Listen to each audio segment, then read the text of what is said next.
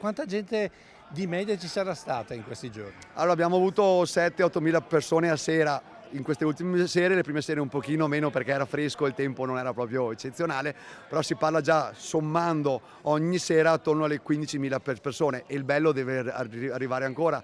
E il bello arriverà domani con la finale della corsa dei carri dal centro a Mercato Vecchio. È l'energia e la forza di un Palio che anno dopo anno sta crescendo a Montebelluna, oltre una settimana di eventi e di aggregazione per tutte le età, guardando soprattutto i giovani che hanno risposto in massa, come raccontano questi video di ieri e dell'altra sera. Oggi invece toccava al mercato storico fatto dalle contrade in gara. La prima trippa che avete venduto oggi, a che ora? 9:30, dai, più o meno, non è male, dai. E i bogoi? I bogli sono già finiti, da un pezzo. La gente è arrivata presto, 8:30 la piazza era abbastanza piena, speriamo che il pomeriggio... Hanno comprato?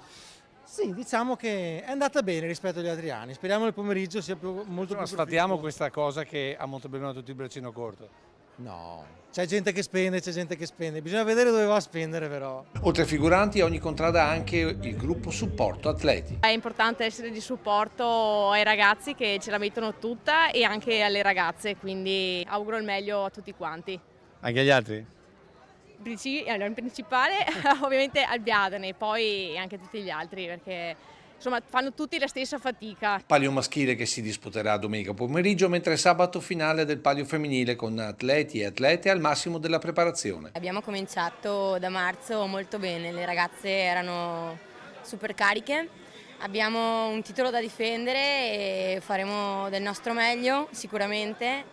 La squadra è cambiata ma la grinta c'è e lo spirito di iniziativa anche. Possiamo dire che prepararsi a correre il palio fa bene anche alla linea?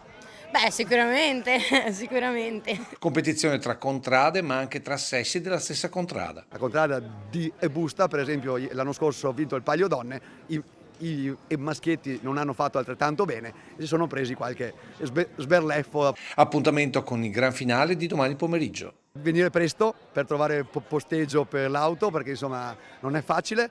Se invece non avete tempo o non avete voglia o abitate lontani su Antenna 3 c'è la diretta che inizierà alle 13:30 con una trasmissione di avvicinamento al palio e dalle 16 poi la diretta che ci accompagnerà.